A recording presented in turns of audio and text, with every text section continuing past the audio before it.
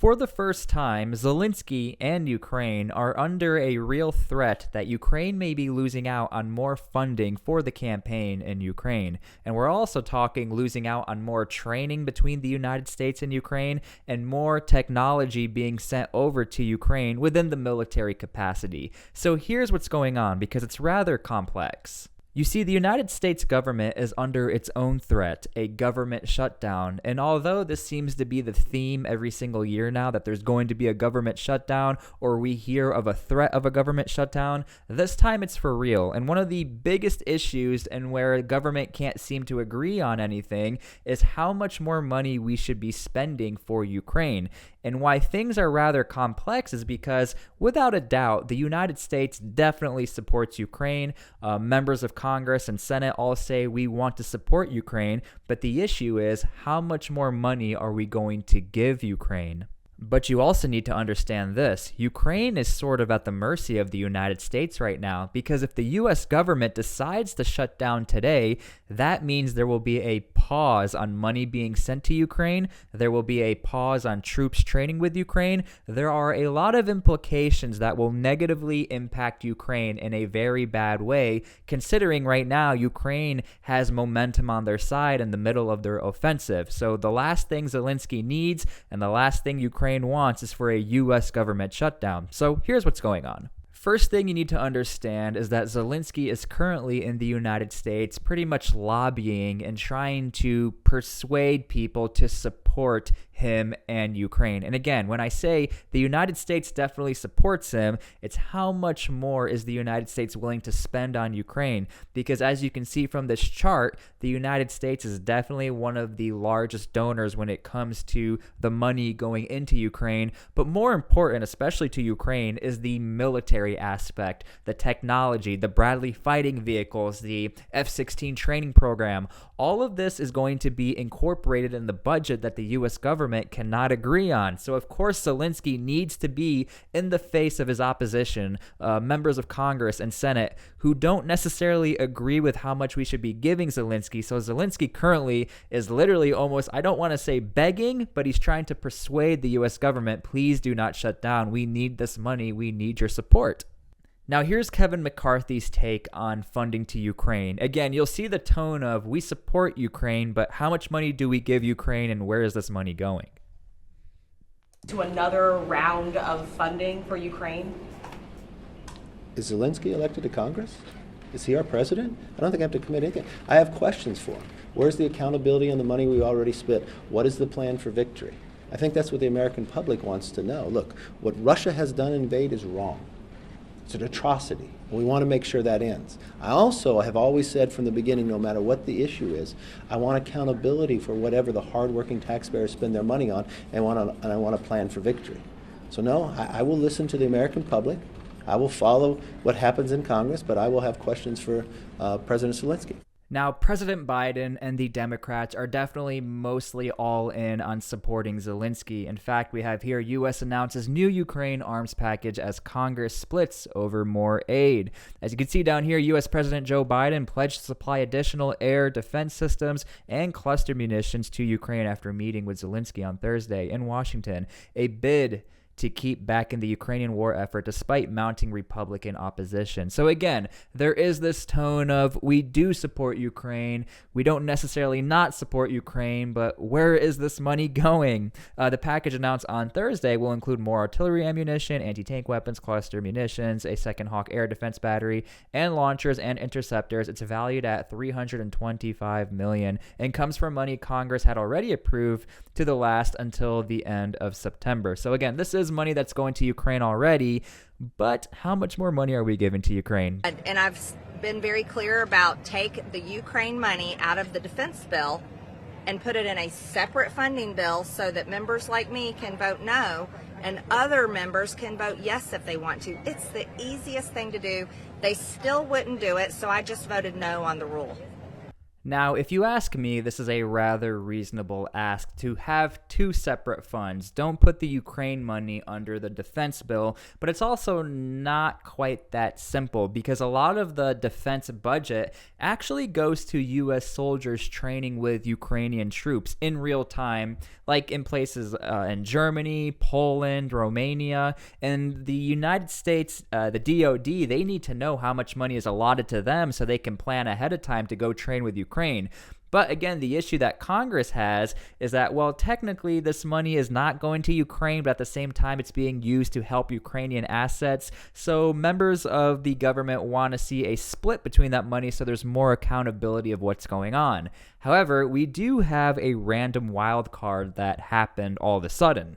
This guy right here is Senator Menendez, and he was charged with receiving briberies from Egypt. Him and his wife have been receiving gold bars from Egypt. They've received a Mercedes-Benz. It's sort of a crazy topic that's happening right now. It's all alleged. It hasn't been fully proven, but he's under the gun right now as far as everybody is questioning why is he receiving all of these goods and gifts from Egypt. The reason why this is such a wild card for Zelensky is that he is the #1 supporter when it comes to Biden informing foreign policy issues or foreign policy laws, because guess what? He is the head of the Foreign Policy Committee. Reuters says the charges against Democratic Senator Bob Menendez will cost President Joe Biden one of his most effective allies in Congress as he rallies support for aid to Ukraine and works to reclaim U.S. leadership on global issues from climate change to China.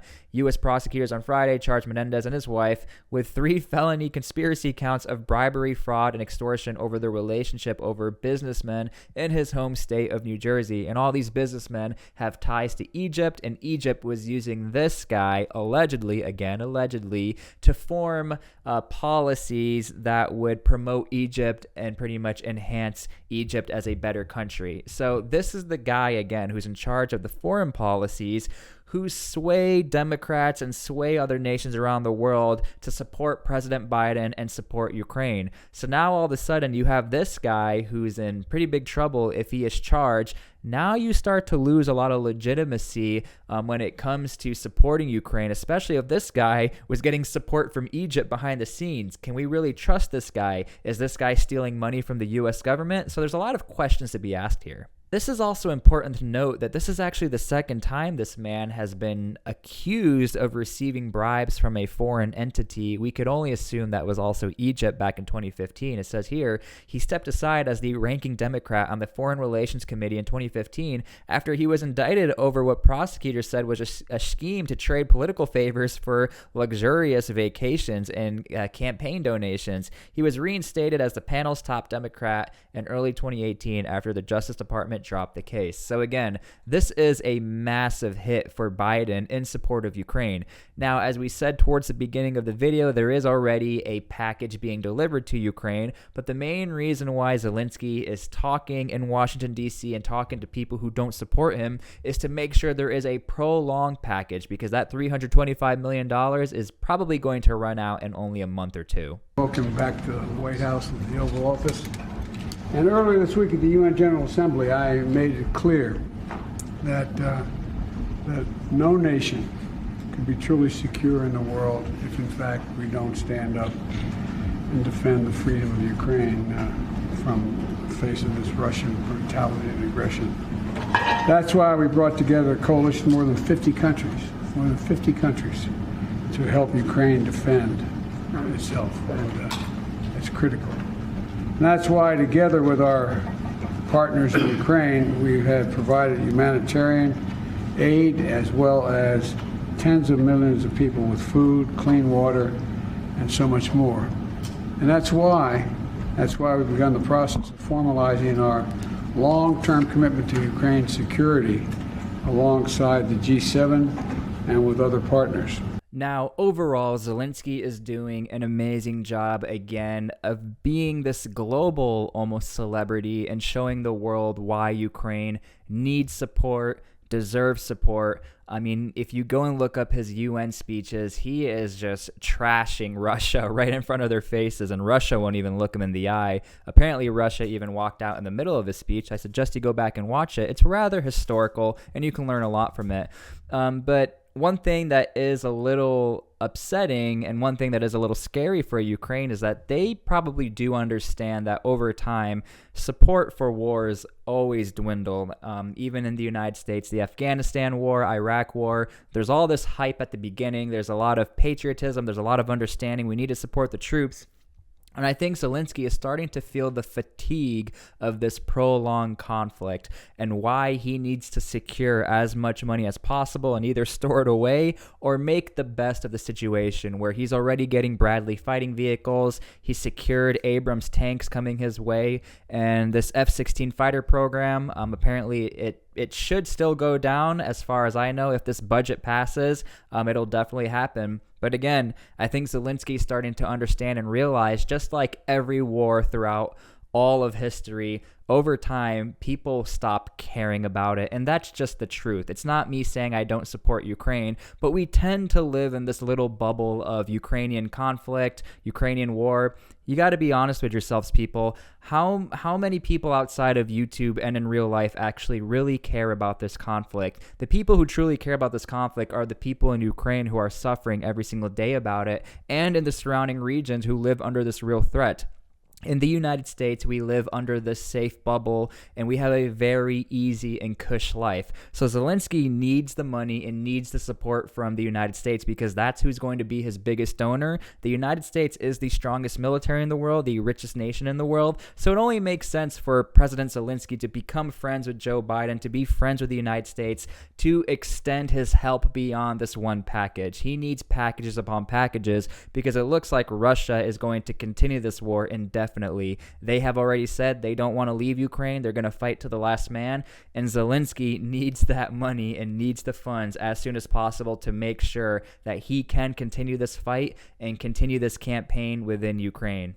As far as the U.S. government is concerned, one thing we do have to remember that the United States is United States first. They need to make sure that our troops are well supplied. They need to make sure that the citizens of the United States are doing okay. And to be honest with you, Ukraine is not first on the agenda. It is a massive agenda, and it creates a very big divide and split. But every single year, there's some sort of divide and split. But as far as this year, Ukraine is a very real threat. And it's a very complex situation because you have the DoD defense bill who they worry about their own things, but then you have the rest of the bills that need to be spent throughout the year. And the reason why, again, it's so complex is because there is no separation between the money going to Ukraine and the money for the defense bill. A lot of people in Congress want to see the separation so we can see where that money is going, especially if we know that there is somebody in Congress who is allegedly getting money from Egypt. We need to make sure we have total accountability of where all this money is going. And again, I think that's a rather fair ask. I don't think no one in the United States government hates Ukraine. They don't support Ukraine, but they just want to make sure that they know where the money is going. I think that's a reasonable ask, and I even think Zelensky would be okay with it. Unfortunately, though, news stories get tainted. You have members in Congress who do bad things, and because of this, Zelensky is losing momentum and is losing support in the United States. You can look at the polls, you can look at the evidence. You have people in Congress coming out publicly, not bashing Ukraine, but being a little more negative than they were last year about Ukraine because, look, the common enemy is Russia. But again, the United States government needs to ensure the United States stays favorable over the rest of the world. So they need to make sure the money is being spent right.